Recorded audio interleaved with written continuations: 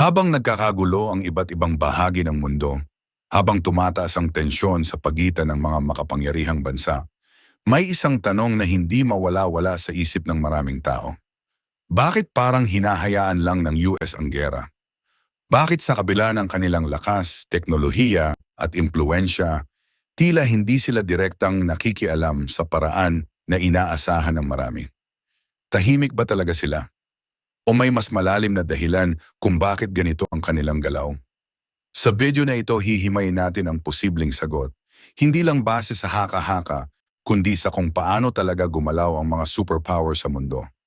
At baka, sa dulo ng video na ito, mapatanong ka rin, sino nga ba talaga ang may control? Sa kasalukuyan, hindi na bago ang tension sa mundo. Mula sa mga hidwaan sa gitnang silangan, sa mga alitan sa Europa, hanggang sa patuloy na kompetisyon ng mga malalaking bansa sa ekonomiya at military power. Parang laging may apoy na handang sumiklab sa kahit anong oras. Sa gitna ng lahat ng ito, nandiyan ang Estados Unidos. Isang bansang kilala bilang isa sa pinakamalakas sa buong mundo.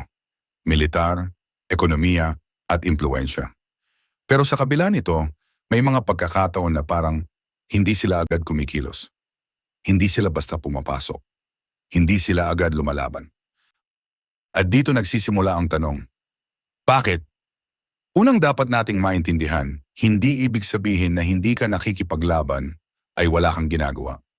Sa larangan ng geopolitics may tinatawag na strategic patience. Parang sa chess, hindi ka basta-basta gagalaw ng piyesa kung hindi ka sigurado sa susunod na 3 galaw. Minsan, mas mahalaga ang paghihintay kaysa sa pag-atake. At dito pumapasok ang posibleng unang dahilan. Pinipili ng US na maghintay, hindi dahil mahina sila, kundi dahil mas kalkulado sila. Isipin mo ito, kung ikaw ay isang superpower, bawat galaw mo ay may epekto sa buong mundo. Isang maling hakbang, pwedeng magdulot ng mas malaking gera. Isang maling desisyon, pwedeng mag-trigger ng global conflict. Kaya sa halip na sumugod agad, minsan, mas pinipili nilang obserbahan. Kontrolin ang sitwasyon mula sa likod. And hintayin ang tamang timing. Pero hindi ibig sabihin nito na wala silang ginagawa. Sa katunayan, maraming paraan kung paano kumikilos ang US kahit hindi mo ito agad nakikita. Nagbibigay sila ng military aid. Sumusuporta sila sa mga kaalyado. Nagpapadala sila ng kagamitan, intelligence, at resources. Nakikipag-alyansa sila sa ibang bansa. At higit sa lahat, pinapalakas nila ang kanilang presensya sa strategic na mga lugar. So ang tanong, passive ba talaga sila o hindi lang natin nakikita ang buong larawan? Ngayon pag-usapan naman natin ang isa pang posibleng dahilan. Ekonomiya. Sa totoo lang, ang gera ay hindi lang tungkol sa baril at bomba, ito ay tungkol din sa pera, resources, kapangyarihan sa merkado, and control sa supply chains. Kapag may gera, maraming bagay ang nagbabago. Tumataas ang presyo ng langis. Nagiging unstable ang global trade. At nagkakaroon ng oportunidad ang ibang bansa na palakasin ang kanilang ekonomiya. At dito nagiging komplikado ang sitwasyon. Dahil para sa ilang bansa, ang pagiging hindi direktang involved ay nagbibigay ng advantage. Hindi sila ang direktang nasisira. Hindi sila ang gumagastos sa front lines. Pero nakakaapekto pa rin sila sa outcome. Kaya minsan, ang tanong ay hindi lang, bakit hindi sila pumapasok? Kundi, ano ang nakukuha nila sa hindi pagpasok? Ngayon, dito na papasok ang mas controversial na bahagi. May mga nagsasabi, may lihim bang agenda ang US? Hindi natin sinasabing totoo ito. Pero hindi rin natin pwedeng balewalain ang ganitong tanong. Dahil sa kasaysayan, hindi na bago ang mga strategic decisions na hindi agad naiintindihan ng publiko. Pwedeng ang layunin ay pahinain ang kalaban sa pamamagitan ng prolonged conflict.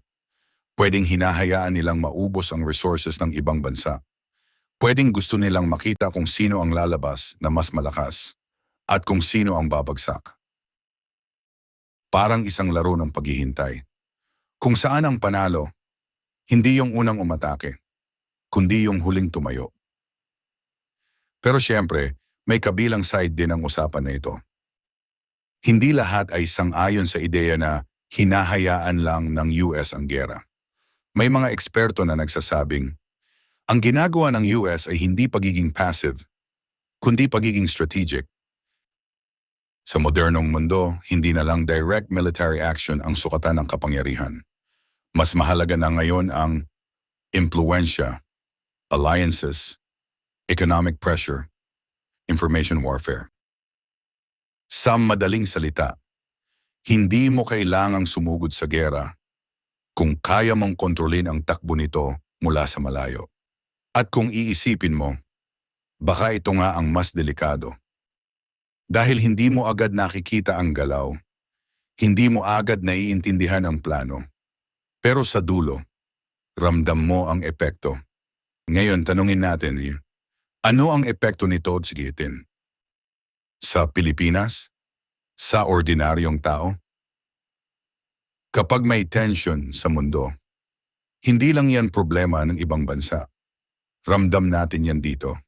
Sa presyo ng gasolina, sa presyo ng pagkain, sa ekonomiya, sa trabaho ng mga OFWs. Kapag nagkakagulo ang mundo, lahat tayo naaapektuhan, direkta man o hindi.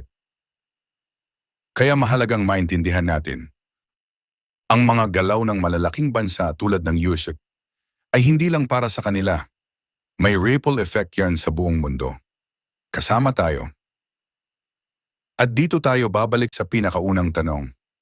Bakit parang hinahayaan lang ng US ang giyera? Dahil ba wala silang pakialam? O dahil masyado silang maingat? O dahil mas malalim ang kanilang plano kaysa sa nakikita natin?